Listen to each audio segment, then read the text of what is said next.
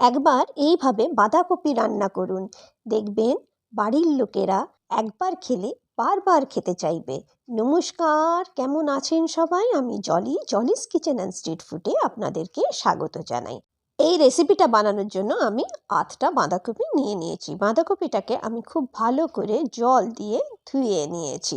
ধুয়ে নেবার পরে আমি এটাকে কুচি করে কেটে নিয়েছি। আপনারা মোটা মোটাও কাটতে পারেন, কোনো অসুবিধা নেই।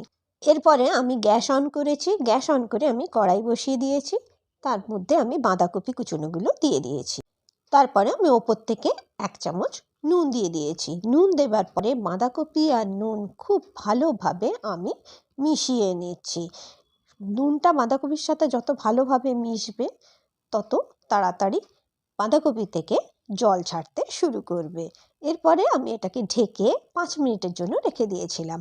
5 মিনিট পরে আমি ঢাকনা খুলেছি, দেখুন বাঁধাকপিটা কতটুকু হয়ে গেছে আর জলও ছেড়ে দিয়েছে। এরপরে আমি মধ্যেখানে একটি গর্ত করে এর মধ্যে আমি চিংড়ি মাছগুলো দিয়ে দিয়েছি। আমি এখানে ছোট কুচো চিংড়ি নিয়েছি, আপনারা বড় চিংড়িও নিতে পারেন। মাছটার আমি খোসা ছাড়িয়ে ভালো করে ধুয়ে তারপরে আমি ব্যবহার করছি।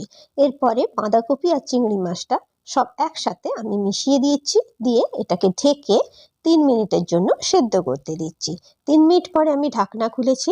দেখুন এখানে চিংড়ি মাছের কালার কিন্তু চেঞ্জ হয়ে গেছে। চিংড়ি মাছ আমার সেদ্ধ হয়ে গেছে, কিন্তু বাঁধাকপির জল এখনো কিন্তু শুকায়নি। সেই জন্য যতক্ষণ না বাঁধাকপির জল শুকাবে ততক্ষণ আমি এটাকে নাড়তে থাকবো। 3 মিনিট নাড়ার পরে আমার বাঁধাকপির জল শুকিয়ে গেছে। এখন আমি গ্যাস বন্ধ করে এটাকে ঠান্ডা করতে দেবো। ঠান্ডা হয়ে যাবার পরে আমি এটাকে মিক্সির জারে দিয়ে দিচ্ছি। আমি মিক্সিতে এটা পিষে নেব, আপনারা শিলনোড়াতেও পিষতে পারেন। পিষে নেবার পরে দেখুন আমি একটা জায়গায় এটাকে বার করে নিচ্ছি।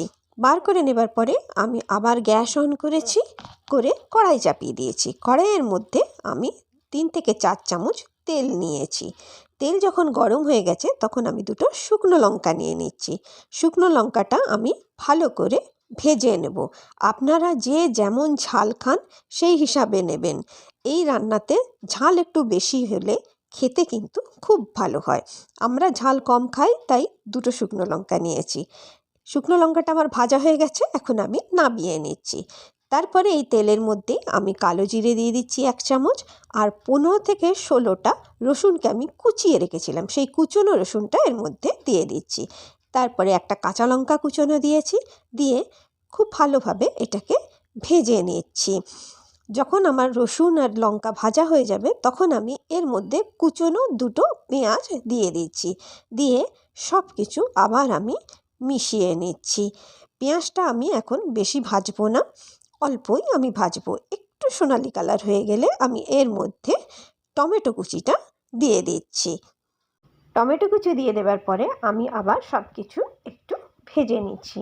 এরপরে এর মধ্যে আমি 1 চামচ হলুদ দিচ্ছি আর 1 চামচ নুন দিচ্ছি। নুনটা আপনারা মেপে দেবেন, কেন বাঁধাকপিতেও আমরা নুনের ব্যবহার করেছি। দেওয়ার পরে সব কিছু মিশিয়ে আমি এটাকে ঢেকে 3 মিনিটের জন্য রেখে দিয়েছিলাম। 3 মিনিট পরে আমি ঢাকনা খুলেছি। এখানে টমেটোটা প্রায় গলে গেছে। এখন আমি এটাকে 2 মিনিটের জন্য ভেজে নেব, যতক্ষণ না মশলা থেকে তেল বেরিয়ে আসবে। এখানে দেখুন মশলা থেকে তেল বেরিয়ে আসছে। আমি এখন বাটা বাঁধাকপিটা এর মধ্যে দিয়ে দিচ্ছি। দিয়ে এটাকে মিডিয়াম টু হাই ফ্লেমে খুব ভালো করে ভেজে নিচ্ছি। এটাকে একটু ধৈর্য ধরে ভাজতে হবে। যত ভালো ভাজা হবে তত সুন্দর কিন্তু এটা খেতে হবে। দেখুন ভাজতে ভাজতে এটা অনেকটা কমে এসছে। এই সময় আমি যে 2টো শুকনো লঙ্কা ভেজে রেখেছিলাম তার মধ্যে একটা শুকনো লঙ্কার মধ্যে একটু নুন দিয়ে এটাকে আমি গুঁড়ো করে নিচ্ছি। এই শুকনো লঙ্কা গুঁড়োটা আমি এখন বাঁধাকপির মধ্যে দিয়ে দিচ্ছি।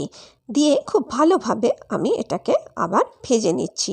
আমি এখানে একটা লঙ্কার ব্যবহার করেছি, আপনারা 2-3টে লঙ্কারও ব্যবহার করতে পারেন। দেখুন ভাজতে ভাজতে বাঁধাকপিটা কিন্তু কড়াই ছাড়তে শুরু করে দিয়েছে।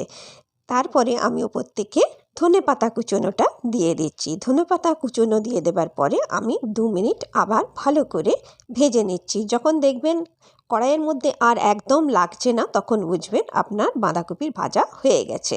তৈরি হয়ে গেল বাঁধাকপির ভর্তা। এই রেসিপিটা যদি আপনাদের ভালো লেগে থাকে তাহলে নিশ্চয়ই আমার চ্যানেলটিকে সাবস্ক্রাইব করবেন, বন্ধুদের সাথে শেয়ার করবেন আর একটি লাইক নিশ্চয়ই করবেন। পরিবেশন করার আগে ওপর থেকে সর্ষের তেল দিয়ে দেবেন।